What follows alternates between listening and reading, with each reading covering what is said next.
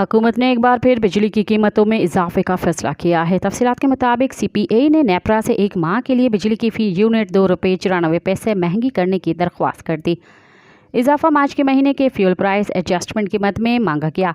दरख्वास्त में कहा गया है कि मार्च में हाइडल से 27.63% जबकि कोयले से 10.74% और LNG से 20.67% पैदावार हुई। दरख्वास्त के मतन में दर्ज है कि मार्च में न्यूक्लियर से 25.79% बिजली पैदा की गई, जबकि विंड से 2.55% और सोलर से 1.37% बिजली पैदा की गई।